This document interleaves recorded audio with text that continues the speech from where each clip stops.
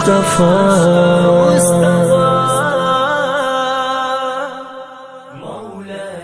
صل وسلم دائما أبدا على حبيبك خير الخلق كلهم. آپ صلی اللہ علیہ وسلم کی عمر مبارکہ جب 46 سال کی ہوتی ہے تو آپ صلی اللہ علیہ وسلم کو اور آپ کے چاہنے والوں کو مشرکین مکہ انتہائی بغض کا مظاہرہ کرتے ہوئے طرح طرح کی تکالیف پہنچانے کی کوشش کرتے ہیں. آپ صلی اللہ علیہ وسلم اور آپ کے چاہنے والے ایک دم ارادہ کرتے ہیں کہ ہم مکہ کو چھوڑ دیں. آپ صلی اللہ علیہ وسلم تو مکہ کو نہیں چھوڑتے، لیکن آپ کے چاہنے والے جو آپ پر ایمان لا چکے تھے وہ مکہ کو چھوڑنے کا ارادہ کرتے ہیں اور سب سے پہلی ہجرت کرتے ہیں حبشہ کے علاقے کی طرف. اب حبشہ کے علاقے کی طرف جو ہجرت کی جا رہی ہے اس میں آپ صلی اللہ علیہ وسلم کی صاحبزادی بھی ہیں اور حضرت عثمان بن عفان رضی اللہ تعالیٰ عنہ بھی ہیں کہ جو آپ صلی اللہ علیہ وسلم نے ان کے بارے میں فرمایا کہ حضرت لوط علیہ السلام کے بعد اپنی بیوی اپنی زوجہ محترمہ کے ساتھ اسلام میں دوسری ہجرت کرنے والے حضرت عثمان بن عفان ہیں. پہلی ہجرت اسلام میں حضرت لوط علیہ السلام نے اپنے خاندان کے ساتھ کی. دوسری ہجرت حضرت عثمان بن عفان رضی اللہ تعالیٰ عنہ ہیں جن کے بارے میں آپ صلی اللہ علیہ وسلم فرما رہے ہیں کہ حضرت عثمان وہ عظیم انسان ہے کہ حضرت لوط علیہ السلام کے بعد حبشہ کے علاقے کی طرف اسلام میں انہوں نے ہجرت کی. آپ صلی اللہ علیہ وسلم کے چاہنے والے جب حبشہ کی طرف ہجرت کرتے ہیں، حبشہ میں پہنچتے ہیں تو وہاں کا جو بادشاہ ہے جس کا نام ہے نجاشی، اس کے علاقے میں پہنچ کر حضرت جعفر رضی اللہ تعالیٰ عنہ آپ صلی اللہ علیہ وسلم پر اترنے والے کلام اللہ کی تلاوت کرتے ہیں تو وہ جو بادشاہ ہے وہ اللہ کا قرآن سن کر رو پڑتا ہے، اس کی آنکھیں اشک بار ہوتی ہیں اور اتنا روتا ہے کہ اس کی داڑھی تر ہو جاتی ہے، جس سے یہ بات واضح ہے کہ آپ صلی اللہ علیہ وسلم کے دور سے پہلے بھی جو انبیاء آئے اور جن لوگوں نے بھی اسلام کے ساتھ محبت کا مظاہرہ کیا انہوں نے آپ صلی اللہ علیہ وسلم کی داڑھی والی سنت کو چہرے پر سجایا. ادھر مسلمان مشرکین مکہ کی تکالیف اور پریشانیوں سے تنگ آ کر حبشہ کی طرف ہجرت کر کے پہنچتے ہیں تو یہ مشرکین مکہ سرداران قریش یہ بھی مسلمانوں کا پیچھا کرتے ہوئے حبشہ کے بادشاہ نجاشی کے پاس پہنچ جاتے ہیں. وہاں جا کر یہ نجاشی کے سامنے مطالبہ رکھتے ہیں کہ جتنے بھی مسلمان تیری رعایا تیرے علاقے کے اندر آئے ہیں ان کو ہمارے حوالے کر دو. بادشاہ ان کو فوراً یہ آرڈر دیتا ہے کہ اگر تم یہ مطالبہ رکھتے ہو تو میں دوسرے فریق کی بات بھی سنوں گا، اس کے بعد فیصلہ کروں گا. بادشاہ آپ صلی اللہ علیہ وسلم کے ماننے والے آپ کے چاہنے والوں کو بلاتا ہے اور حضرت جعفر رضی اللہ تعالیٰ عنہ بادشاہ کے سامنے مسلمانوں کا دفاع کرتے ہوئے اسلام کے حق میں خوبصورت انداز میں گفتگو فرماتے ہیں. بادشاہ جو ہے حضرت جعفر رضی اللہ تعالیٰ عنہ کی گفتگو سن کر پہلے سے بھی زیادہ متاثر ہو جاتا ہے. اب بادشاہ جو ہے اس کے دل میں مسلمانوں کی محبت آ جاتی ہے، پھر بھی وہ یک طرفہ فیصلہ نہیں کرتا. بادشاہ جو ہے اس سے حضرت جعفر رضی اللہ تعالیٰ عنہ 3 سوال کرتے ہیں. پہلا سوال کہ ہم یہ پوچھتے ہیں ان لوگوں سے یہ جو ہمارے پیچھے آئے ہیں کیا ہم جو ان کو چھوڑ کر جو ہم سب ان کو چھوڑ کر آئے ہیں کیا ہم میں سے کوئی فرد ان کے آقاؤں میں سے ان کے سرداروں میں سے کسی کا غلام تھا جو بھاگ کر آیا ہے جو یہ ہمیں لینے کے لیے آئے ہیں؟ اگر ہم میں سے کوئی ان میں سے کسی کے آقا کا کوئی غلام ہے تو پھر تو ان کا ہمیں لے کر جانا اور ہمیں پکڑنا، ہمیں واپس بلانا پھر تو ان کا بنتا ہے۔ اگر ہم میں سے کوئی ان کا غلام نہیں ہے تو پھر ہم ان کے کہنے پر واپس کیوں جائیں؟ حضرت جعفر رضی اللہ تعالیٰ عنہ دوسرا سوال کرتے ہیں کہ اے بادشاہ، اگر ہم میں سے کسی نے ان کے کسی رشتہ دار کو یا ان میں سے کسی کے بھی چاہنے والوں کو قتل کیا ہو اور اس قتل کے بدلے ہم نے دیت نہ دی ہو یا ہم نے کوئی قتل کیا ہو تو پھر تو ان کا حق ہے ہم میں سے کسی سے اپنی دیت کا بدلے کا مطالبہ کرنے کے لیے یہ ہمیں واپس لے جائیں۔ اگر ہم نے ان کا کوئی ساتھی کوئی رشتہ دار قتل نہیں کیا تو پھر یہ ہمیں واپس کیوں بلانے آئے ہیں؟ پھر یہ کس چیز کا حق رکھتے ہیں کہ ہمیں واپس بلائیں اور ہمیں یہاں سے گرفتار کر لے کے جائیں؟ تیسرا سوال حضرت جعفر رضی اللہ تعالیٰ عنہ بادشاہ کے سامنے کرتے ہیں کہ کیا ہم میں سے کسی نے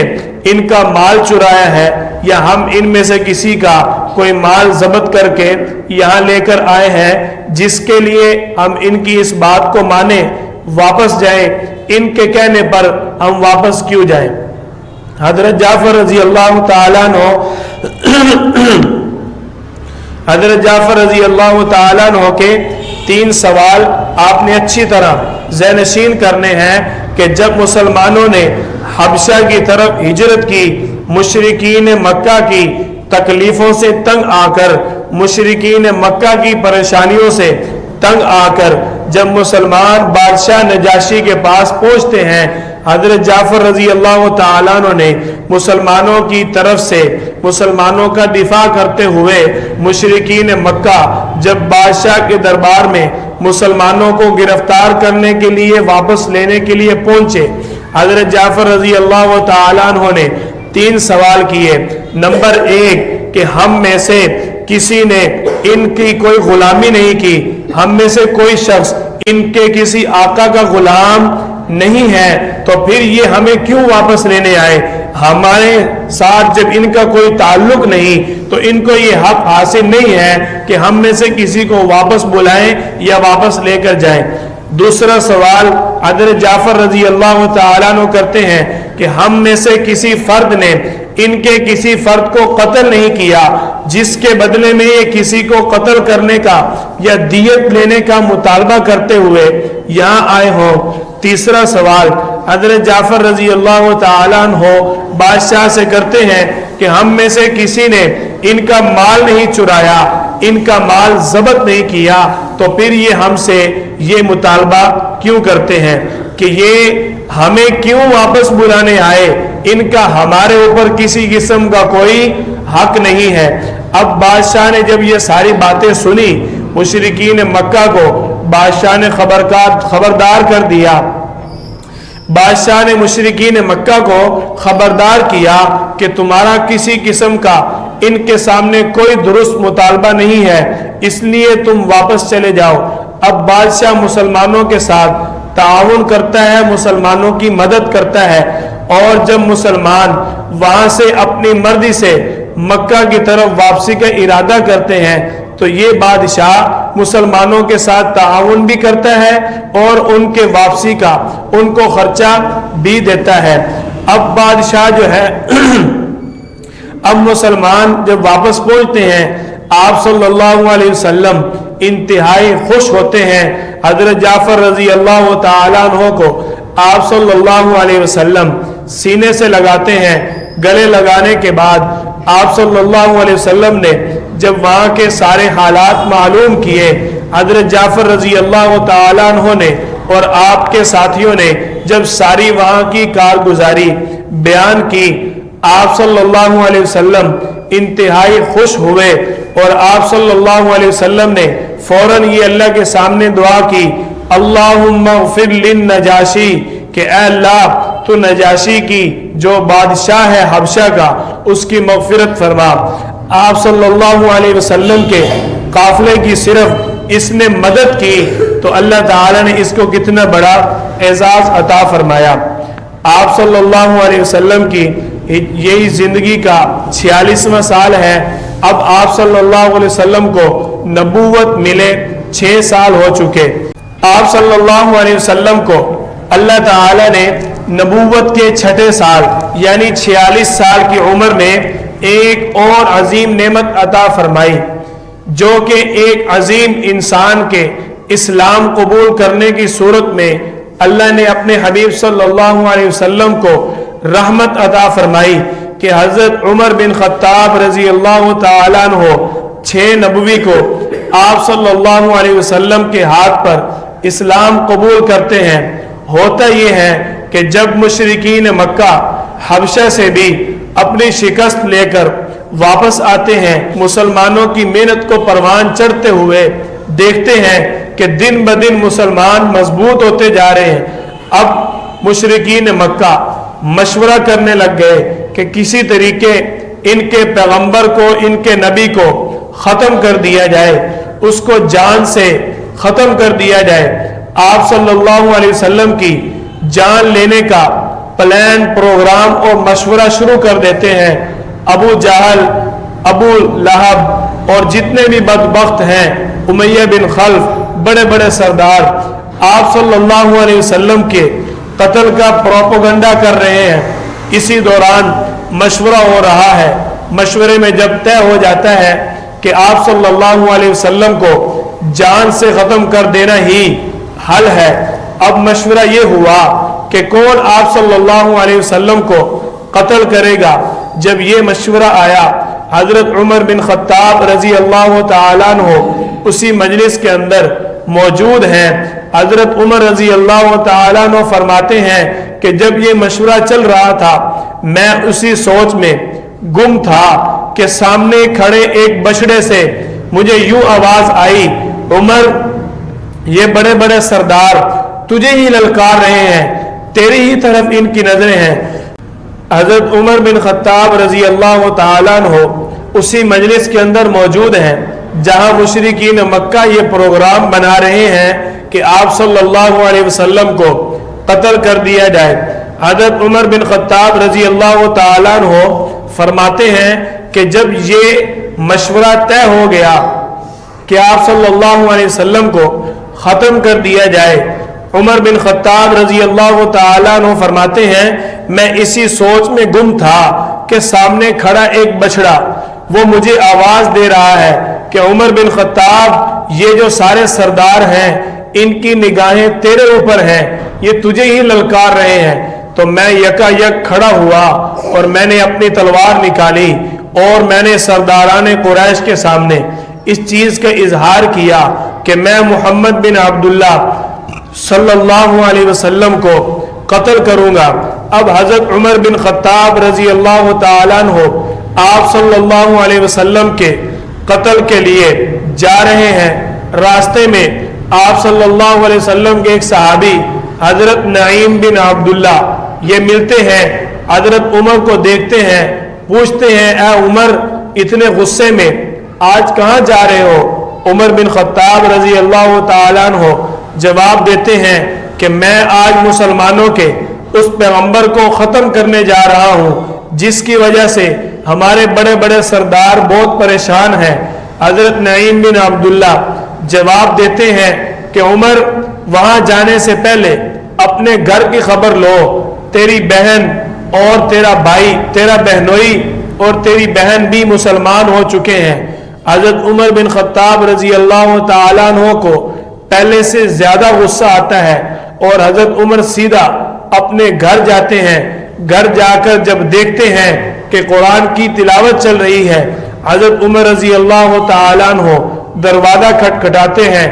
بہن سمجھ جاتی ہے کہ عمر آیا ہوگا، فوراً قرآن کو بند کر کے ایک طرف رکھ دیتی ہے اور دروازہ کھولتی ہے. عمر بن خطاب رضی اللہ تعالیٰ عنہ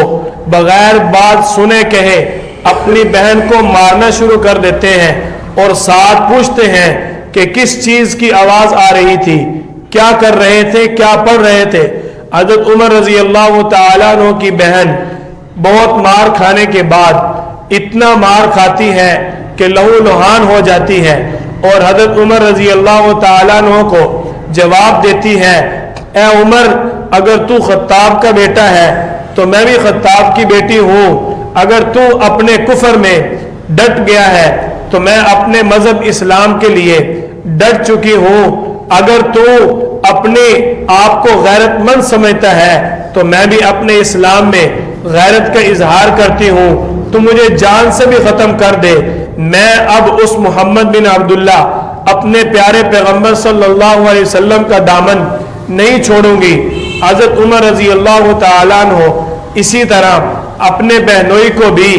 انتہائی ظلم و ستم کا نشانہ بناتے ہیں۔ جب آپ صلی اللہ علیہ وسلم کی محبت میں ان دونوں کو جھومتے ہوئے حضرت عمر بن خطاب رضی اللہ تعالیٰ عنہ دیکھتے ہیں تو فوراً حضرت عمر بن خطاب رضی اللہ تعالیٰ عنہ کے دل پر کچھ چوٹ لگتی ہے۔ اس وقت آپ کی بہن اس سورۃ طٰہٰ کی اس آیت کی تلاوت کر رہی ہوتی ہیں، اننی انا اللہ لا الہ الا انا فاعبدنی واقم الصلاۃ لذکری، جس کا مفہوم یہی ہے کہ بے شک میرا اللہ، اس کا کوئی معبود نہیں اور میں اسی اپنے اللہ کی عبادت کرتی ہوں۔ آپ صلی اللہ علیہ وسلم کے دین اسلام کا جب پیغام حضرت عمر کے سامنے کھلا، حضرت عمر رضی اللہ تعالیٰ عنہ نے اپنی بہن سے کہا کہ مجھے بھی دکھاؤ وہ کیا چیز ہے۔ حضرت عمر رضی اللہ تعالیٰ عنہ کی بہن نے کہا ایسے نہیں، پہلے تم غسل کرو، پہلے تم اپنے آپ کو اچھی طرح پاک کرو، پھر تمہیں وہ کلام دکھایا جائے گا۔ حضرت عمر رضی اللہ تعالیٰ عنہ کا دل نرم ہونا شروع ہو چکا۔ آپ صلی اللہ علیہ وسلم کی مجلس میں ان کی بہن ان کو لے کر جاتی ہے اور ادھر آپ صلی اللہ علیہ وسلم حضرت عمر بن خطاب رضی اللہ تعالیٰ عنہ کے آنے سے پہلے کعبے کا غلاف پکڑ کر اللہ سے دعا مانگ رہے ہیں،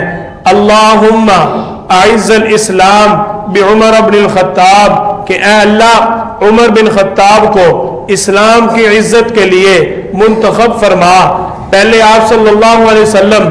یہ دعا کرتے ہیں، اللہم اعز الاسلام بعمر بن الخطاب او بعمر بن حشام۔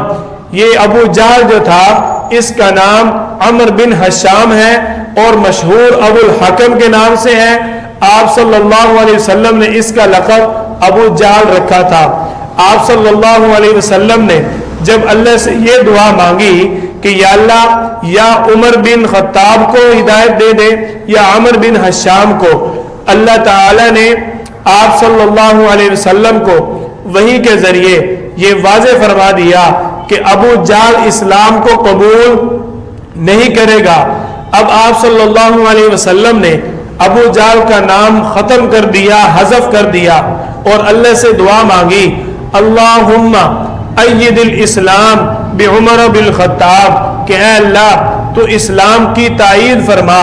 عمر بن خطاب کے اسلام کے ذریعے۔ آپ صلی اللہ علیہ وسلم کی دعاؤں کا ثمرہ تھا کہ عمر بن خطاب رضی اللہ تعالیٰ عنہ آپ صلی اللہ علیہ وسلم کے پاس پہنچ جاتے ہیں۔ جی بیٹا، آپ صلی اللہ علیہ وسلم کے پاس حضرت عمر بن خطاب رضی اللہ تعالیٰ عنہ جب پہنچ جاتے ہیں تو وہاں پہنچ کر آپ کی مجلس میں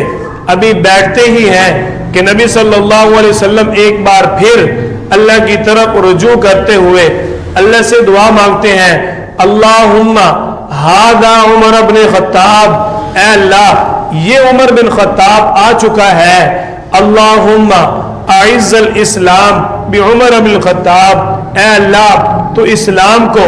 عمر بن خطاب کے اسلام کے ذریعے قوت عطا فرما، عزت عطا فرما۔ آپ صلی اللہ علیہ وسلم حضرت عمر بن خطاب رضی اللہ تعالیٰ عنہ کی طرف دیکھتے ہیں۔ عمر بن خطاب رضی اللہ تعالیٰ عنہ عرض کرتے ہیں، یا رسول اللہ اسلام قبول کرنے کے لیے آپ کے پاس آیا ہوں۔ آپ صلی اللہ علیہ وسلم کے ہاتھ پر حضرت عمر بن خطاب اسلام کو قبول کرتے ہیں۔ ایک واقعہ حضرت عمر رضی اللہ تعالیٰ عنہ کے اسلام قبول کرنے کا یہ بھی ہے کہ نبی صلی اللہ علیہ وسلم کی عادت مبارکہ تھی کہ جب بیت اللہ کی طرف منہ کر کے نماز پڑھتے تو حجر اسود کی طرف آ کر کھڑے ہوتے، جب حجر اسود کی طرف آ کر کھڑا ہوا جائے تو بیت اللہ بھی سامنے ہوتا ہے، بیت المقدس بھی سامنے ہوتا ہے۔ اللہ آپ سب کو لے جائے، جو وہاں گئے ہیں ان کو اس چیز کا علم ہے کہ جب حجر اسود کی طرف بندہ آ کر کھڑا ہوتا ہے تو بیت اللہ بھی سامنے آ جاتا ہے اور بیت المقدس بھی سامنے آ جاتا ہے۔ آپ صلی اللہ علیہ وسلم کی یہ عادت مبارکہ تھی کہ آپ اس طرف کھڑے ہو کر نماز پڑھتے، بیت اللہ اور بیت المقدس دونوں سامنے ہو جائیں۔ اب آپ صلی اللہ علیہ وسلم نماز پڑھ رہے ہیں تو حضرت عمر بن خطاب رضی اللہ تعالیٰ عنہ بیت اللہ سے کچھ دور ایک اوٹ میں ایک پتھر کے پیچھے چھپ کر آپ صلی اللہ علیہ وسلم کو دیکھتے ہیں کہ یہ مسلمان کرتے کیا ہیں، آخر دیکھیں تو صحیح۔ آپ صلی اللہ علیہ وسلم نماز پڑھ رہے ہیں، عمر بن خطاب دور سے چھپ کر دیکھ رہے ہیں۔ آپ صلی اللہ علیہ وسلم نے سورۃ الحاقہ کی تلاوت شروع کی، الحاقہ